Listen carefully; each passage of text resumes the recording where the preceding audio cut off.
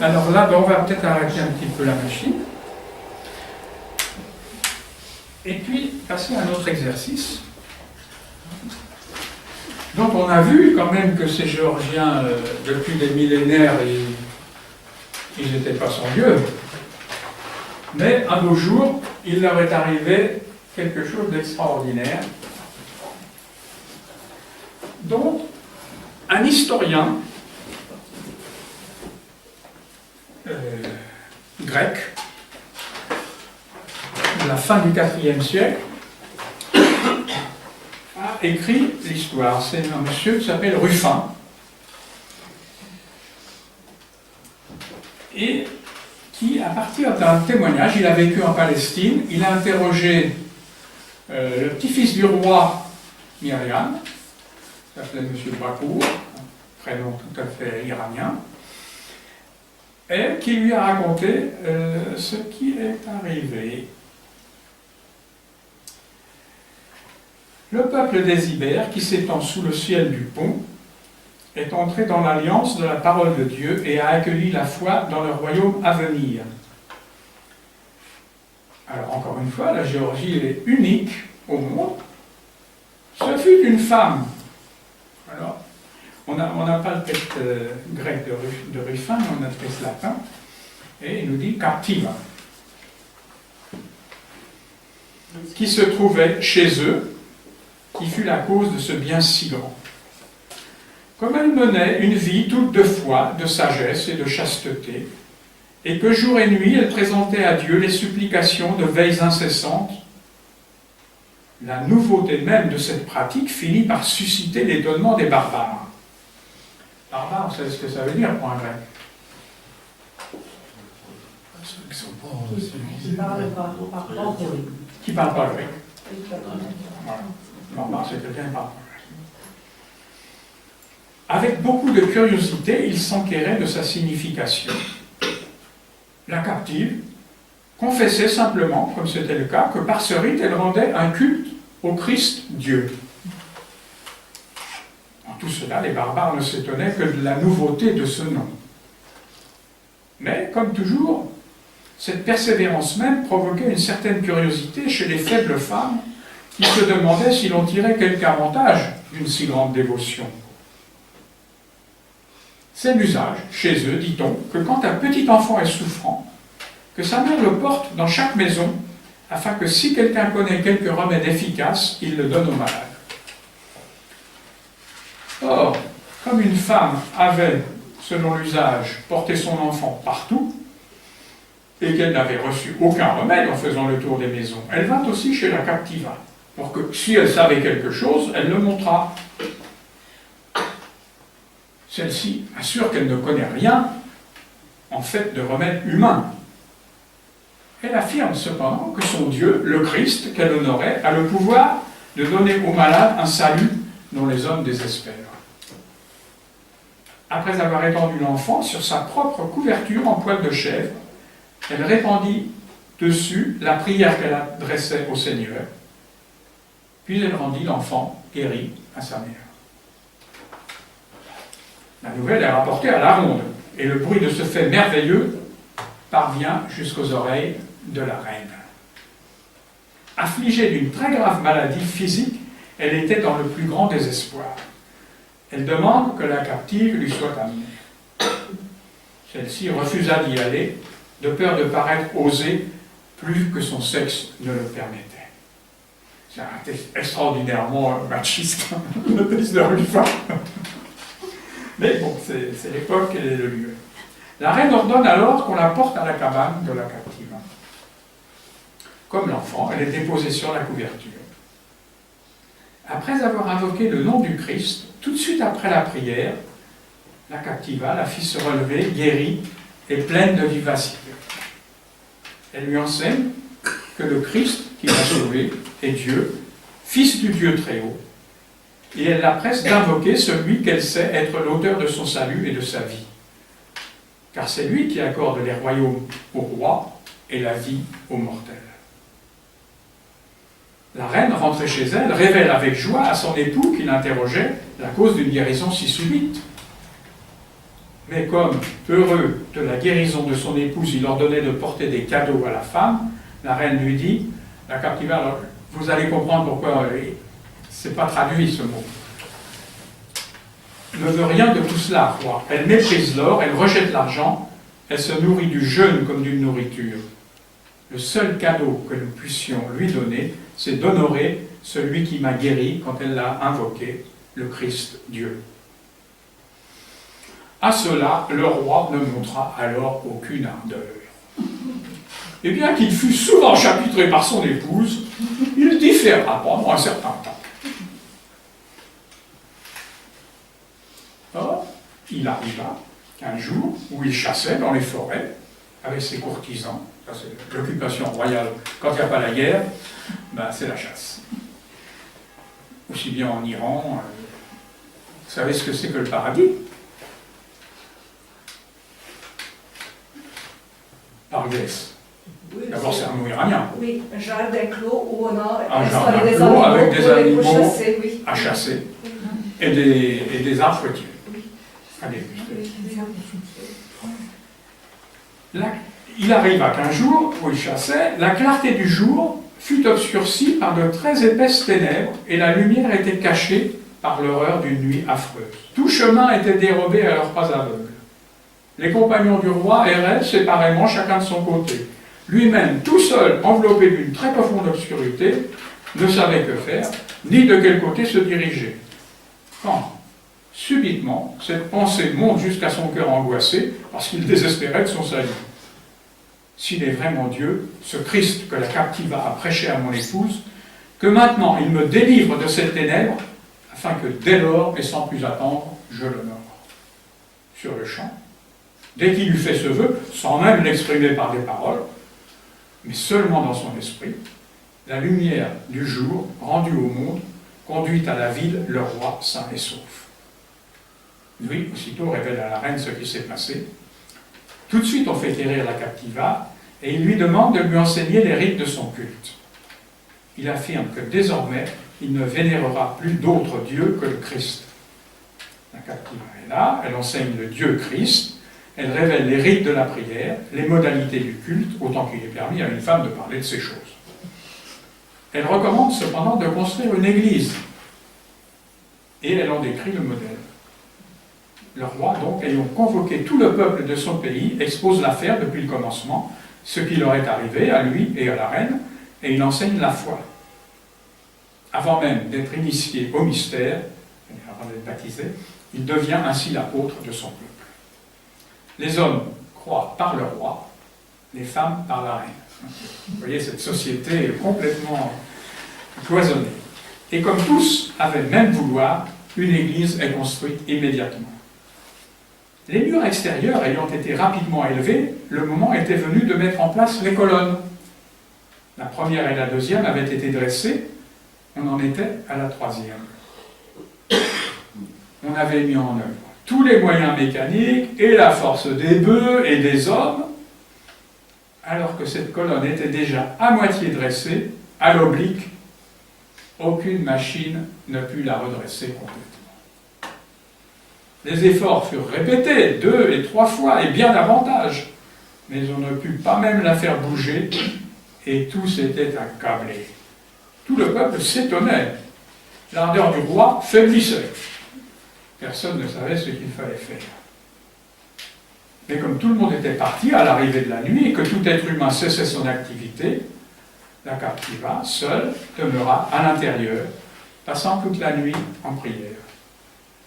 Au matin, quand le roi, inquiet, entra avec tous les siens, il vit la colonne que tant de machines et tant d'hommes n'avaient pu bouger, dressée et suspendue en équilibre au-dessus de sa base.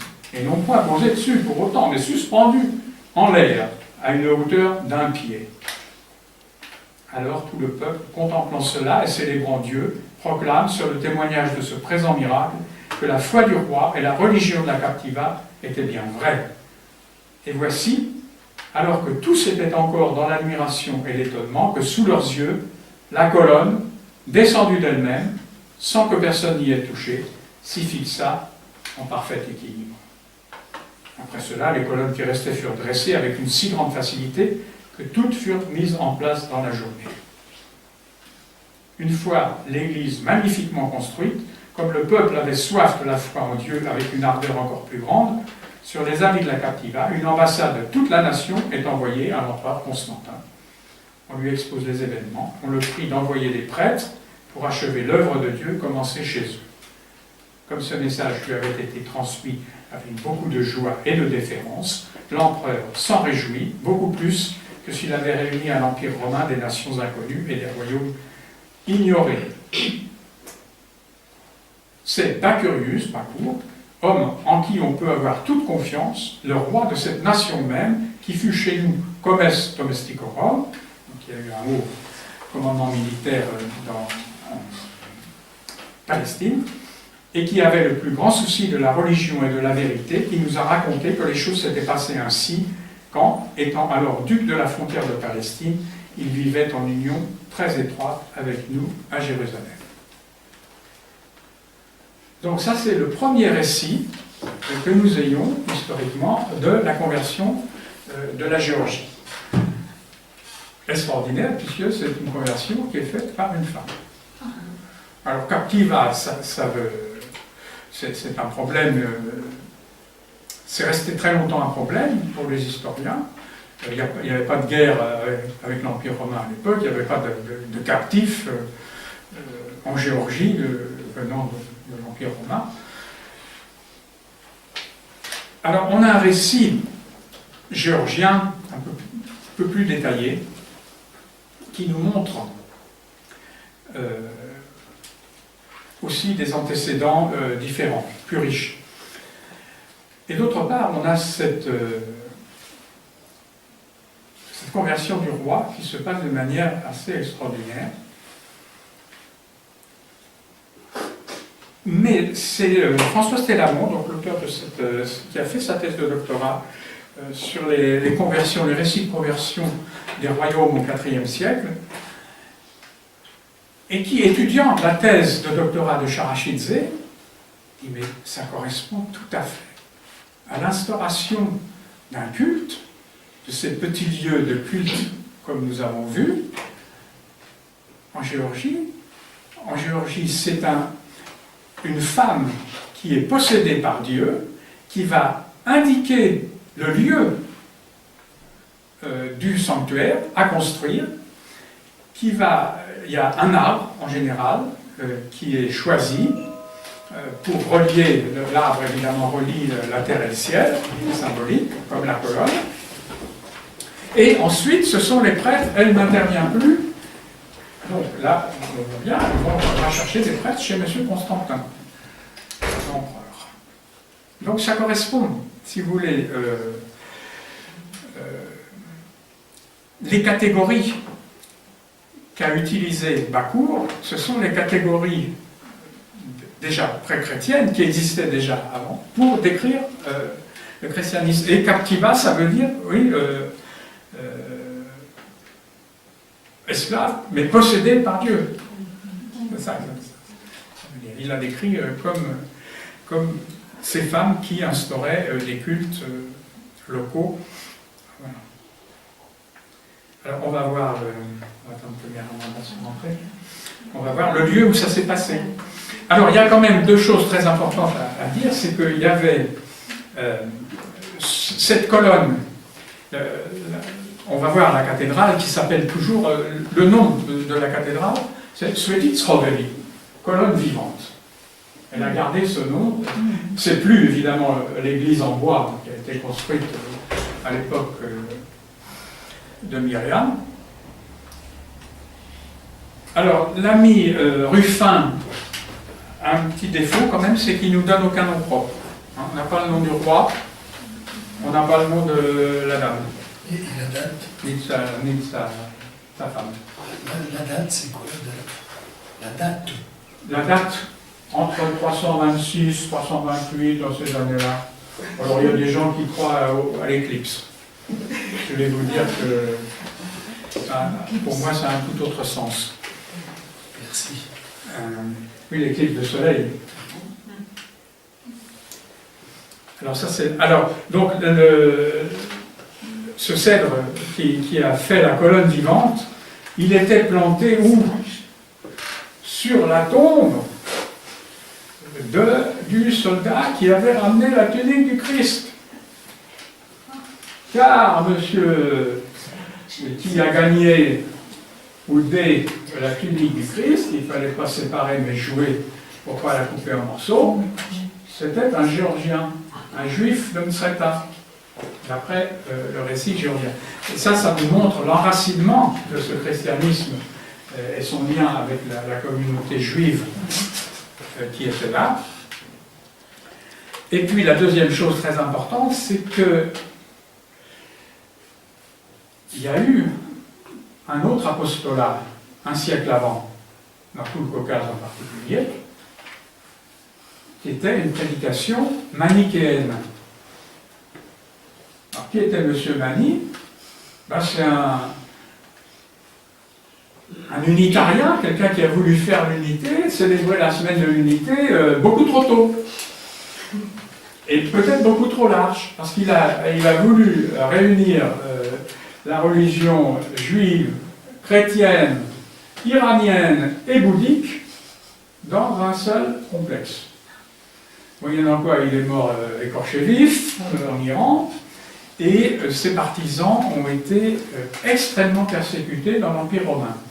Et les derniers manichéens se sont réfugiés là-bas, tout à fait là-bas, dans les oasis chinoises, où au début du XXe siècle, on a commencé à fouiller les monastères bouddhiques, à Tokfan en particulier, les Allemands et les Français, et on a trouvé des tas de textes dans énormément de langues, en chinois, mais aussi en sanskrit, mais aussi dans des langues iraniennes, et en vieux turc aussi, en ouïghour. Et certains chrétiens, des textes chrétiens, et certains des textes manichéens.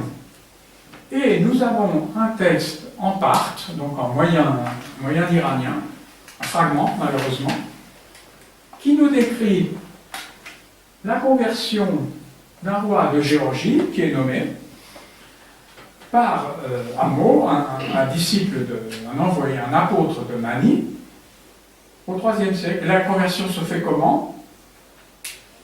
Eh bien, de la même façon, par le passage de l'obscurité à la lumière. Alors, il faut savoir que le soleil, évidemment, avait un rôle très important dans la religion iranienne, avec un culte du soleil, et que, évidemment, c'est transposé, le Christ, c'est le soleil de justice.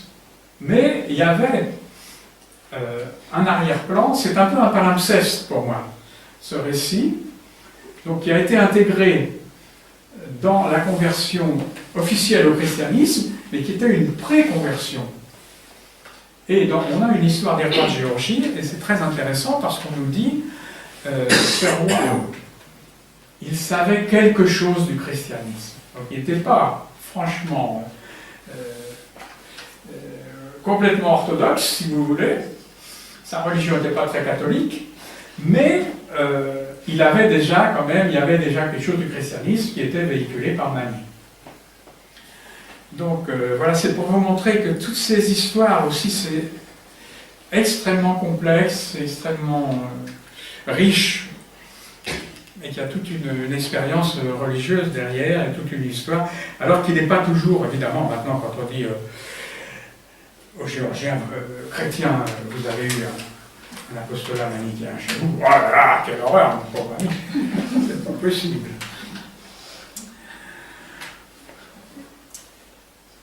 Ah, alors, puisqu'on a un petit moment, on va écouter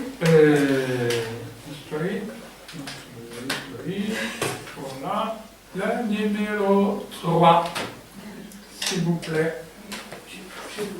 Merci. Alors, qu'est-ce que c'est? C'est Alilo. C'est quoi Alilo? Ça, vous allez trouver par là.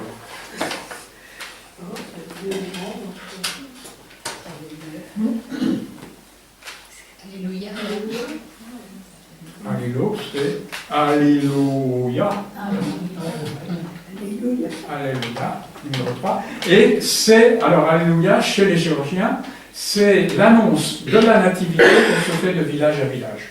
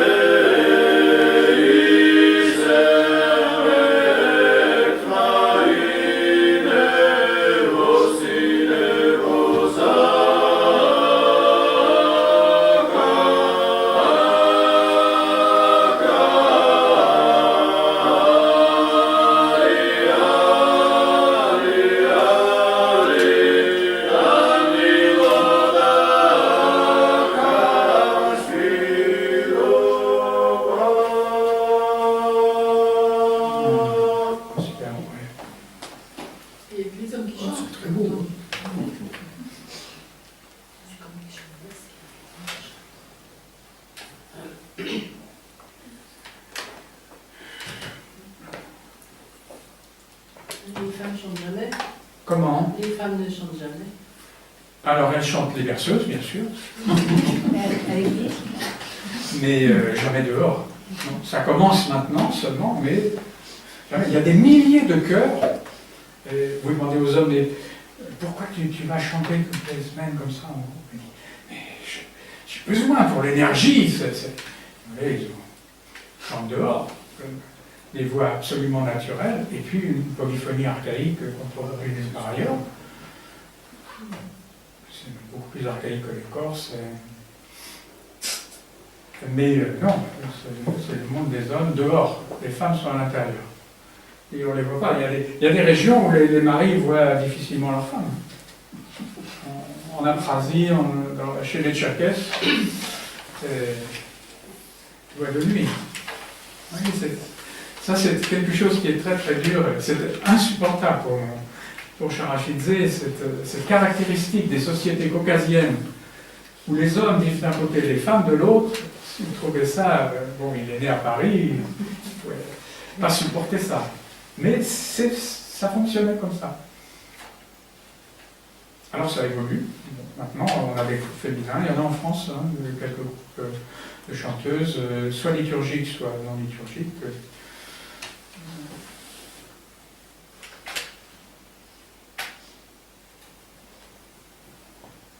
Alors une chose qui peut vous intéresser, c'est pas dans l'ordre chronologique, mais donc comme je l'ai dit tout à l'heure, en 1921, le gouvernement géorgien est venu en France avec quelques...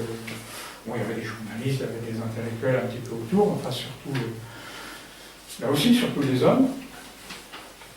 Et il y avait, dans les années 20, un jeune géorgien, très brillant, patristicien, spécialiste donc, des pères de l'Église, qui a fait un doctorat à l'université allemande de Bonn. Et on lui a offert, il était tellement brillant, on lui a offert de rester comme professeur à l'université de Bonn. Il a dit non. C'est un fils de prêtre, originaire de Kakheti, cette région de l'est de la Géorgie. Non, je me dois m'occuper du salut spirituel de mes compatriotes, et il est venu appelé par un Svan, un prince Svan de très riche, qui était exilé, aussi d'Aleshkiliani, mais de basse Svanetti, fondé une paroisse géorgienne qui a été ouverte, je crois, en 1932 à Paris. Ça s'appelait Saint-Nino, évidemment, car les Géorgiens nous disent que cette évangélisatrice de la Géorgie, cet apôtre de la Géorgie, s'appelait Nino. Alors, c'est possible que là aussi ce soit un nom. Les Arméniens disent Nouné. Peut-être c'est Nonna simplement. Ça veut dire que c'était une religieuse. C'est difficile de savoir. Donc il a fondé la paroisse Saint-Nino, et puis au bout de quelques années, il s'est aperçu que les Géorgiens ne pouvaient absolument pas le substanter, qu'il fallait qu'il trouve autre chose. Et il a été. Alors il y a une autre chose qui s'est passée en 21, c'est que le gouvernement est donc venu en France, mais la plupart des militaires qui avaient combattu l'invasion bolchevique en Géorgie sont allés en Pologne. Les Polonais étant aussi des victimes des ambitions tsaristes. Et donc il a été appelé, un peu comme aumônier des troupes géorgiennes de Pologne, et il a appris, en 6 mois il a appris le polonais, et il est devenu professeur à l'université de Varsovie. Bon, il a mal choisi son endroit. Les nazis sont rentrés en Pologne. Et il a été dénoncé, semble-t-il, par un Géorgien, comme étant anti-nazi, ami des Juifs, etc. Et il a donc été envoyé en vacances à Auschwitz. À Auschwitz, je ne sais plus exactement ce qui s'est passé dans sa baraque, mais les Allemands ont décidé de condamner à mort un des habitants de cette baraque. Ils ont désigné quelqu'un qui s'est mis à hurler « j'ai des enfants, pas possible ». C'était un juif. Alors le père Perazé s'est levé et a dit « je prends sa place ». Il a été fusillé. Donc c'est un cas très parallèle à celui du père Kolbe. Il a été donc canonisé récemment par l'Église géorgienne et par l'Église orthodoxe de Pologne. Et donc tous les 2 ans, il y a à sa mémoire un petit colloque à Varsovie, et j'y vais parce que je pense que c'est vraiment des saints de notre époque merveilleux. Il s'appelait comment? Peradze? Peradze, Grigol Peradze, P-E-R-A-D-Z-E. Zé, ça veut dire héritier en géorgien, fils héritier. Donc les noms se terminent soit par Shvili, qui est le participe passif de Shva, qui veut dire enfanter, c'est enfant, ou par Zé, et en Géorgie occidentale par A, Beria.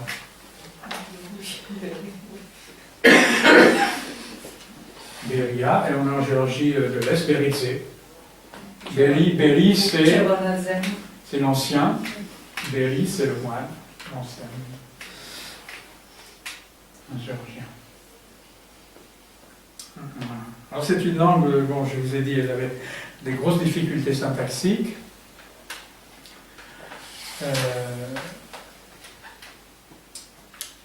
Parce que la structure de la phrase change suivant les groupes de temps.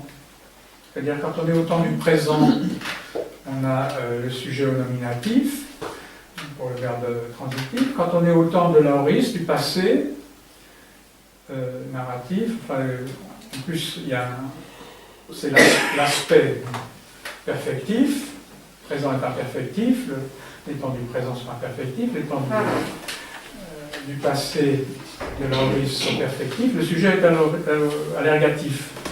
Et au temps du parfait, qui est quelque chose qui a été réalisé sans qu'on le voie, donc on voit le résultat, mais on n'a pas vu l'action se faire, le sujet est au datif. Donc les cas de tous les actants changent selon chaque groupe de phrases. Et on peut avoir aussi Je pense Beridze, Beria, c'est vraiment un nom archi simple, consonne voyelle, mais en géorgien, on peut avoir des grandes accumulations de consonnes sans voyelle. Le fleuve qu'on va voir tout de suite, qui traverse tout le pays, qui naît en Turquie et qui se jette dans la mer Caspienne, s'appelle en géorgien Trari, Me, Te, Kre, Ve, A. Alors, les Grecs avaient beaucoup de mal avec ça, ben, ils ont supprimé le me, ils ont supprimé le te, ils ont gardé le que, le ve non syllabé